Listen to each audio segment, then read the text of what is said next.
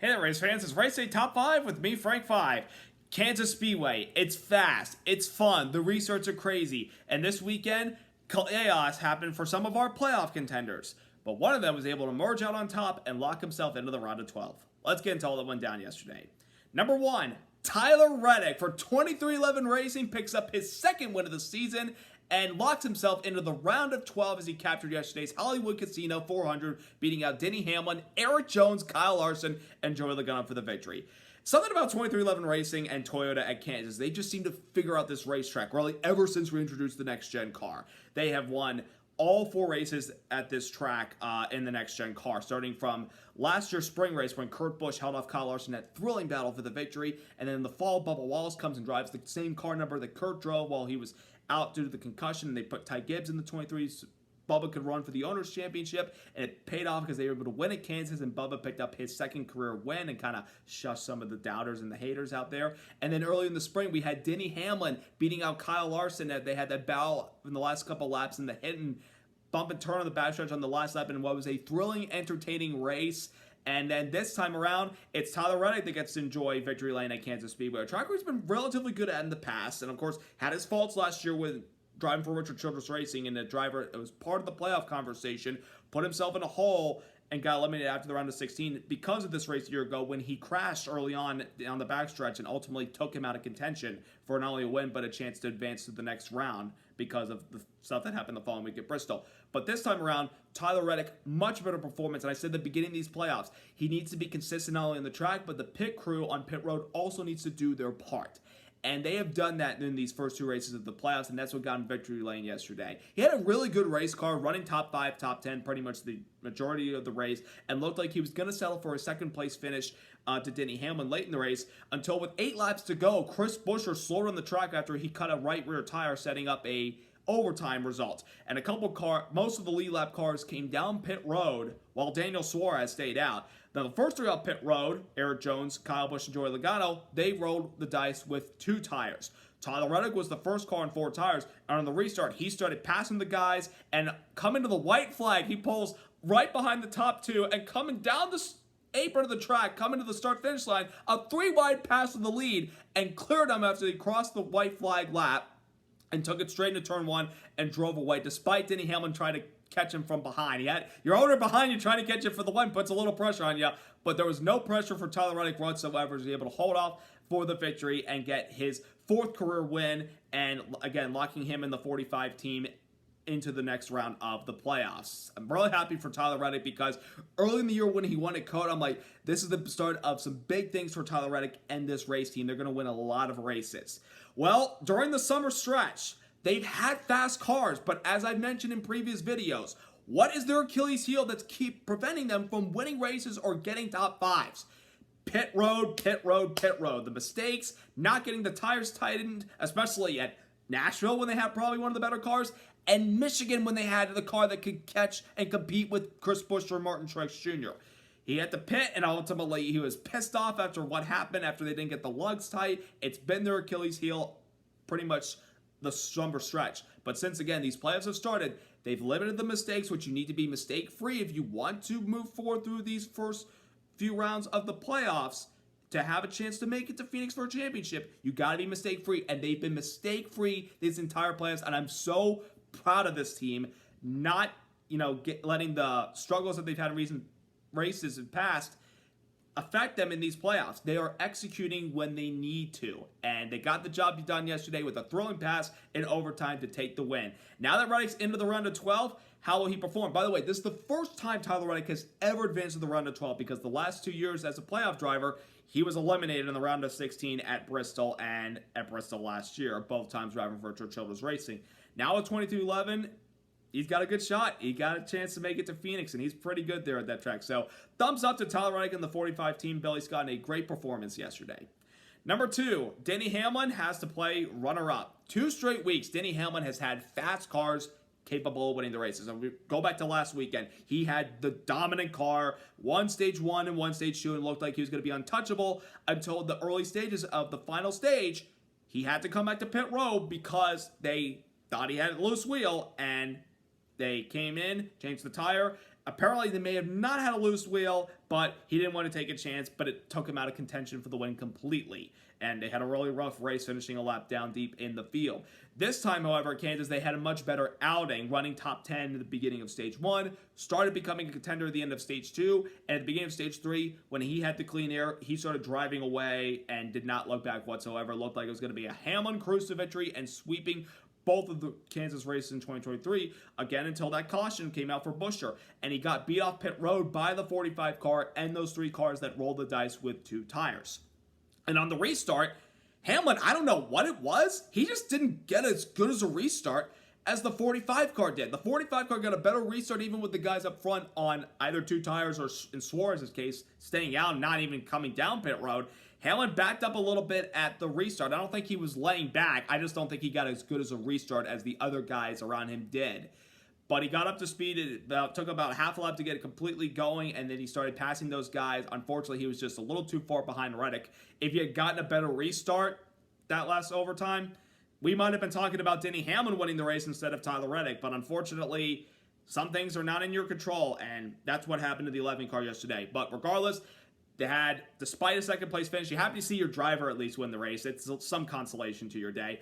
And you also have a relatively, shall we say, a great points cushion going into Bristol. You're sitting pretty to advance into the round of 12 if you're the 11 car. Now, you want to have a good run next weekend and maybe win the race to just get some of that momentum on your side, especially after last weekend when he announced that he is staying with Joe Gibbs Racing for a few more years. So, Denny Hamlin, despite second place yesterday and not getting the win, got a good points day and looking pretty heading into Bristol.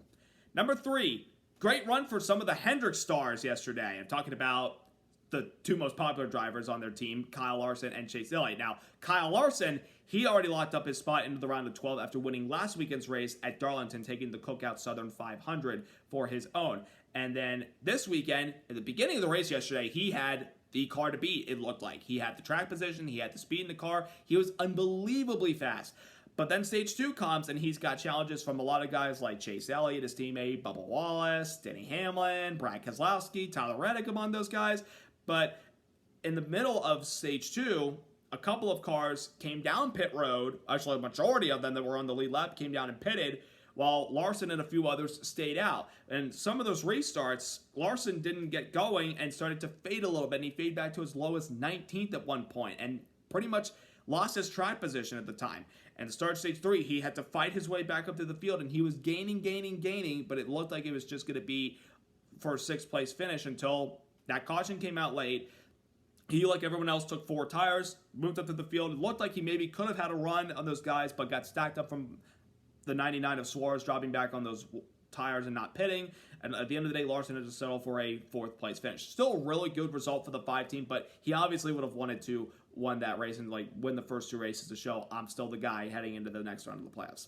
Now for teammate Chase Elliott, who obviously not part of the drivers' playoffs, but the 9 car still part of the owners' championship. I will say this.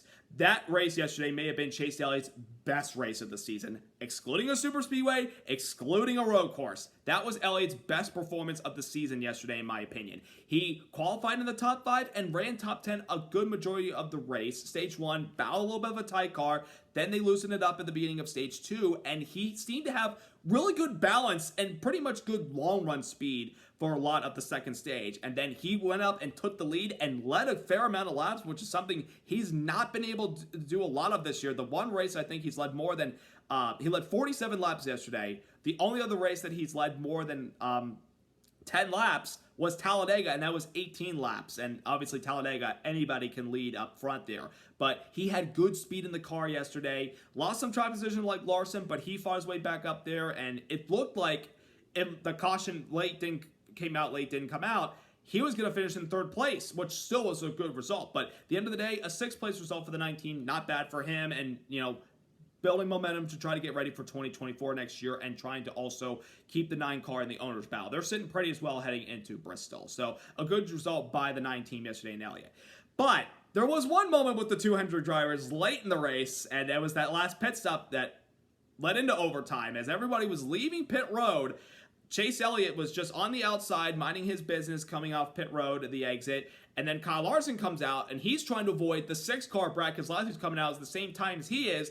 and Larson had to jerk it a little bit farther right, and unfortunately Elliott was there and they made contact. And then as they left the pit lane, Elliott proceeded to ding Larson to the side of him, kind of showing he wasn't happy about it. I think Chase needed to see the replay at the end of the race to know what really happened right there with him in the 5 car. And I know there are a lot of people thinking, Chase Elliott's like losing his mind right now, or like that was a little too uncalled for. I don't think he realized that the 5 car was trying to avoid contact with the 6 car possibly, because if Larson is not avoiding the 9 car, he could get hit hard by the 6 car. And again, I know he's into the next round, but you wanted to have another good result. At least he got it, but it wouldn't have been a good result if he got doored by the 6 car. So I know why Larson was avoiding it, and I think Chase needed to see that, and hopefully he did post-race. They did have like a little brief exchange while Larson was still in his car. I don't think there's any bad morale with these guys, even with some of the run-ins that they've had in races past, especially last year at Fontana and other events. They're still good teammates, and they're still good friends. I don't think there's any bad blood with these guys right now. Despite all that stuff, great runs for both Larson and Elliott yesterday. Number 4, playoff drivers running into problems. What is it with these guys in the playoffs that just can't seem to have good results? I think the first big shock we got to talk about is the man that won the regular season championship at Daytona, my championship favorite really, Martin Truex Jr. On lap 4 of the race, after starting in the top 5, he faded in just a lap and a half to 19th, and heading into turn 3, the right rear tire went down and he smacked the outside wall, breaking the right front toe link and taking him out of the race, automatically finishing dead last in 36. First of all, I'm disappointed about that. Obviously, that's not Martin Truex Jr.'s fault. But what caused that right rear tire failure? There was no, loose valve stem regarding keeping the air intact in the tire. That didn't happen. He must have run over something. But what was it? NASCAR didn't see anything in the track that could signify possible debris that could have affected that right rear tire and forced it to go down and take Truex in the outside wall. We didn't see that. But unfortunately, they're now 7 points below the cutoff line, heading to a track at Bristol where in the past, he's not been his best. So there's cause for concern that Martin Truex Jr., a championship favorite who missed the playoffs last year, could go from winning the regular season championship to maybe not advancing into the round of 12 next weekend. It's all dependent on what he does versus the competition he'll be racing against. So Truex has got his work cut out for him next weekend. That was a rough start to his race yesterday with that early incident that took him out of the race. Then we go to Toyota driver Bubba Wallace, Tyler Reddick's teammate. At the beginning of the race, Bubba seemed to have the best car of the Toyotas and of the 2311 stable. We're not surprised, and honestly, because he won this race a year ago, and ever since joining 2311, he's been really good at this racetrack. And again, yesterday had great long run speed and even short run speed. He looked like he could have something for Kyle Larson, Chase Elliott, and Denny Hamlin, until in the middle of stage 2, or actually the early part of stage 2, coming off turn 2, he hit the wall and ultimately damaged the right rear toe link. Now, they fixed the car and got it back out there. However, he was completely out of contention for the victory and of a solid finish. He finished 4 laps down in 32nd spot. He got some stage points at the end of stage 1, but unfortunately, they're not enough. And especially after even though he had a good result last weekend, he still came into these playoffs with not a lot of bonus points. He's now 18 below the cutoff line heading into Bristol. I'm going to be honest, folks, Bubba's not making it next weekend. I don't see him winning at Bristol. I mean, he's not really been that good there, to be honest with you. He could change. He could make me look like a fool and win the race, but I don't see it happening. And it's a shame because if Bubba came out yesterday with a solid top 5 finish, top 10 finish, I give him a chance to point his way next weekend. It's going to take a win, or it's going to need to take everybody out of contention for him to have a shot at making it next weekend on points. I just don't see it happening. And then we go to William Byron, another championship favorite, who was covering around the top 10 for the most part of the race. In the late stages of stage 1, Austin Dillon had an incident off of turn 2 where he got loose and just turned into the outside wall in the backstretch, put some debris down, and William Byron, trying to avoid it, ended up spinning around. And that pretty much took away his track position for the rest of the race. The best he could muster at the end of the day was a 15th place result. It's really unfortunate because I thought, based on how the 5 and the 9 were running, that the 24 car would be in the conversation at the end of the day for a possible top 5 finish. But that mistake, or that incident at the end of stage 1, put them behind the 8 ball all day, and they really could just get a top 15 at the end of the day. But points-wise, they're sitting really well heading into Bristol, so they should not have a problem whatsoever, unlike the race a few years ago in 2020 where they ran into somebody and they got taken out. They didn't have a lot of bonus points at the time. They do now. But really rough day for Truex, Bubba, and Byron yesterday. Same for Stenhouse and McDowell. Again, I didn't expect much out of them in these playoffs despite their wins from the 500 and the Indy Road Course. They've not looked good. McDowell tried a strategy late in the race to try to get some track position by extending the stint on green flag runs in case a yellow came out, but they unfortunately had to pit, and it really hurt their race. It's must win for them next weekend. And Stenhouse is good at Bristol, but I just don't see it happening for them. But those guys had some rough races yesterday.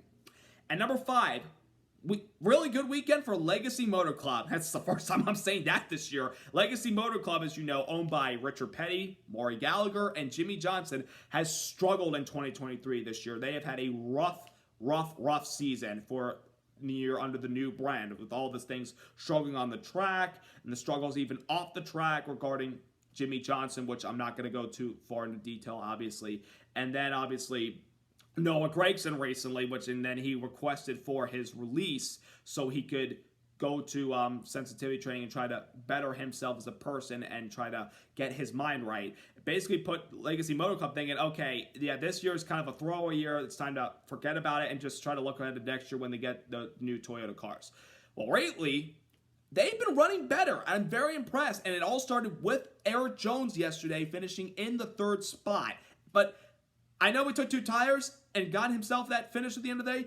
But in general, though, the 43 car was really good yesterday. They were good last weekend at Darlington. That's why they finished in the top 10.